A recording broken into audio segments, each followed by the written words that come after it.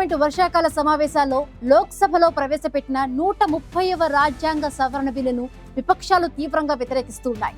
కేంద్ర దర్యాప్తు సంస్థల ద్వారా విపక్ష పాలిత రాష్ట్రాల సీఎంలు మంత్రులను వేధించాలనే పన్నాగంతోనే ఈ బిల్లును రూపొందించి ఉంటారని విపక్ష నేతలు ఆరోపించారు.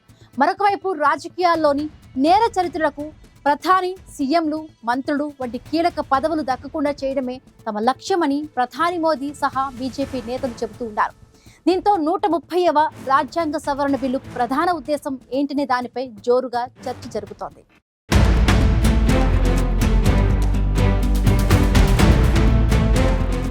ఎన్డీఏ ప్రభుత్వం పార్లమెంటు వర్షాకాల సమావేశాల్లో లోక్సభలో ప్రవేశపెట్టిన 130వ రాజ్యాంగ సవరణ బిల్లుపై ఇప్పుడు పెద్ద ఎత్తున చర్చ జరుగుతోంది. నిజానికి 130వ రాజ్యాంగ సవరణ బిల్లు ఆమోదం పొందాలంటే లోక్సభ, రాజ్యసభలో 3/2 మెజారిటీ ఉండాలి.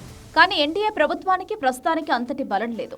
130వ రాజ్యాంగ సవరణ బిల్లులో 5 ఏళ్లకు మించి శిక్ష పడే కేసులతో 30 రోజులకు మించి జైలులో ఉండే ప్రధానమంత్రి, ముఖ్యమంత్రులు, కేంద్ర లేదా రాష్ట్ర మంత్రులను పదవి నుంచి తొలగించే ప్రతిపాదన ఉంది. ఈ బిల్లుపై ప్రతిపక్షాలు తీవ్ర అభ్యంతరం వ్యక్తం చేశాయి. ఒకవేళ ఈ బిల్లు ఆమోదం పొందితే ప్రధాని, సీఎం, కేంద్ర, రాష్ట్ర మంత్రుల పదవులు తొలగించేందుకు వీలుంటుంది. ఈ బిల్లులో అధికార పార్టీలకు ఇబ్బందులు తలెత్తే అవకాశం ఉంది. కానీ ఈ బిల్లుకు ప్రతిపక్షాలు అభ్యంతరం వ్యక్తం చేయడానికి గల కారణం ఏంటి అనే చర్చ జోరుగా జరుగుతోంది. 130వ రాజ్యాంగ సవరణ బిల్లు ప్రధాన లక్ష్యం రాజ్యాంగంలోని ఆర్టికల్ 75, ఆర్టికల్ 164, ఆర్టికల్ 239 సవరణలు చేయడం. అలాగే 5 ఏళ్లకు మించి శిక్ష పడే అభియోగాలతో కూడిన కేసుల్లో నిందితుడిగా 30 రోజులకు పైగా జైలులో ఉండే ప్రధానమంత్రి, ముఖ్యమంత్రులు, కేంద్ర, రాష్ట్ర మంత్రులను పదవి నుంచి తొలగించాలనే కీలక ప్రతిపాదన 130వ రాజ్యాంగ సవరణ బిల్లులో ఉంది. అంటే ఆయా కేసుల్లో వారు దోషులుగా తేలకముందే పదవుల నుంచి తప్పించాలని ఈ బిల్లు ప్రతిపాదిస్తోంది. కేవలం 5 ఏళ్లకు మించి శిక్ష పడే అభియోగాలతో నమోదైన కేసులు జైలులో 30 రోజులకు పైగా ఉండడాన్ని ప్రాతిపదికలుగా చేసుకుని ప్రధాని, సీఎంలు, మంత్రులను తొలగించొచ్చని 130వ రాజ్యాంగ సవరణ బిల్లులో పొందుపరిచారు. ఈ విధంగా పదవిని కోల్పోయే నేతలు జైలు నుంచి విడుదలయ్యాక మళ్లీ ఆ పదవిని చేపట్టొచ్చని కూడా బిల్లులో ప్రస్తావన ఉంది.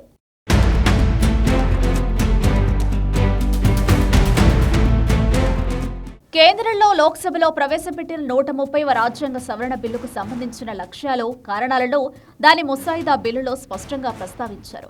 ముసాయిదా బిల్లులో ప్రజాప్రతినిధులు ప్రజలను ఎన్నుకుంటారు. అందుకే ప్రజాప్రతినిధులు ప్రజల ఆశలు, ఆశయాలకు అనుగుణంగా నడుచుకోవాలి. రాజకీయ ప్రయోజనాలను పక్కన పెట్టి ప్రజా ప్రయోజనాలు, ప్రజా సంక్షేమం కోసం పనిచేయాలి. అనుమానాలకు తావివ్వకుండా ప్రజాప్రతినిధుల ప్రవర్తన విధానం, నడవడిక, వ్యవహార శైలి ఉండాలి అని పొందుపరిచారు. అలాగే పీఎం, సీఎంలో, మంత్రుల్లో ఎవరైనా తీవ్ర నేర అభియోగాలతో అరెస్టై జైలు పాలైతే వారు రాజ్యాంగ నైతికతకు, సుపరిపాలనా సూత్రాలకు విరుద్ధంగా నడుచుకున్నట్లు అవుతుంది. ప్రజలు పెట్టుకున్న రాజ్యాంగబద్ధమైన విశ్వాసాన్ని ఆ నేత వమ్ము చేసినట్లు అని 130వ రాజ్యాంగ సవరణ బిల్లు ముసాయిదా బిల్లులో ఉంది. ఎన్డీఏ ప్రభుత్వం లోక్సభలో ప్రవేశపెట్టిన 130వ రాజ్యాంగ సవరణ బిల్లుకు పార్లమెంటు ఆమోదం లభించడం అంత సులభం కాదు. ఎందుకంటే లోక్సభ, రాజ్యసభల్లో ఎన్డీఏకి 3/2 మెజారిటీ లేదు. లోక్సభలోని మొత్తం ఎంపీల సంఖ్య 542. ఇందులో 3/2 మెజారిటీతో బిల్లుకు ఆమోదాన్ని పొందాలంటే 361 మంది ఎంపీల మద్దతు అవసరం. కానీ లోక్సభలో ఎన్డీఏకు 293 మంది ఎంపీలే ఉన్నారు. రాజ్యసభలోని మొత్తం ఎంపీల సంఖ్య 239.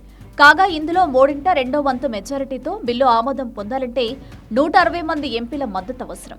కానీ రాజ్యసభలో ఎన్డీఏకు 132 మంది ఎంపీలే ఉన్నారు. లోక్సభ, రాజ్యసభలోనూ కొన్ని విపక్ష పార్టీల ఎంపీలు ఎన్డీఏకు అనుకూలంగా ఓట్లు వేసినా ఈ బిల్లు పాస్ కావడం కష్టమే అవుతుంది. ఒకవేళ అనూహ్యంగా ఈ బిల్లు పార్లమెంట్లో పాస్ అయితే తదుపరిగా దీన్ని రాష్ట్రపతి ఆమోదం కోసం పంపుతారు.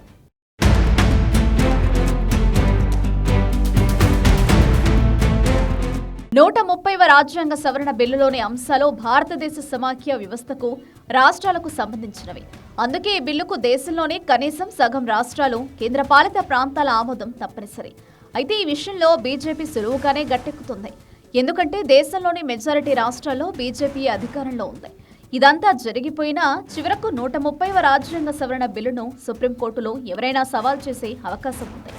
దోషిగా నిర్ధారణ అయ్యే వరకు నిందితుడు అమాయకుడే అనే అంశాన్ని ప్రస్తావిస్తూ మంత్రులు, సీఎంలను దోషులుగా తేలకముందే పదవుల నుంచి తప్పించడం సరికాదని పిటిషనర్లు సుప్రీంకోర్టులో వాదనలు లేవనెత్తే అవకాశం ఉంది.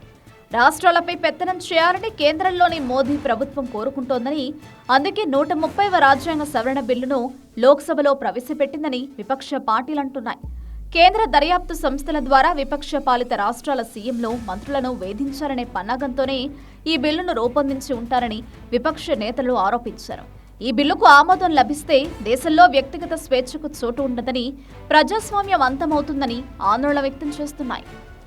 మరోవైపు రాజకీయాల్లోని నేర చరిత్రకు ప్రధాని, సీఎంలు, మంత్రులు వంటి కీలక పదవులు దక్కకుండా చేయడమే తమ లక్ష్యమని ప్రధాని మోదీ సహా బీజేపీ నేతలు చెబుతున్నారు. ఆప్ అధినేత అరవింద్ కేజ్రీవాల్ అరెస్టై జైలులో ఉన్న సీఎం పదవికి మాత్రం రాజీనామా చేయలేదని బీజేపీ నేతలు గుర్తు చేస్తున్నారు. ఇలాంటి సమయాల్లో సీఎంను, మంత్రులను తొలగించే నిబంధన రాజ్యాంగంలో ఉండాలని బీజేపీ నేతలు అంటున్నారు.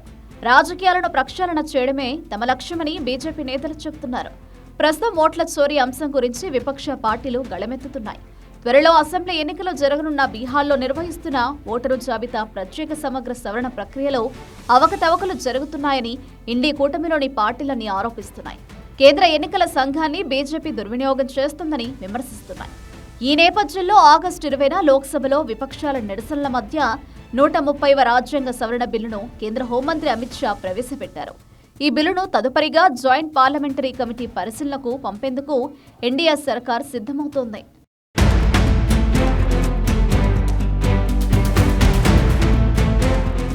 రాజకీయాలను ప్రక్షాళన చేయడమే లక్ష్యంగా ఎన్డీఏ సర్కార్ 130వ రాజ్యాంగ సవరణ బిల్లును తీసుకొచ్చిందని బీజేపీ నేతలు చెబుతూ ఉండగా, కేవలం విపక్ష పాలిత రాష్ట్రాల సీఎంలు, మంత్రులను దర్యాప్తు సంస్థల ద్వారా వేధించాలనే పన్నాగంతోనే ఈ బిల్లు తీసుకువచ్చారని విపక్షాలు ఆరోపిస్తూ ఉన్నాయి.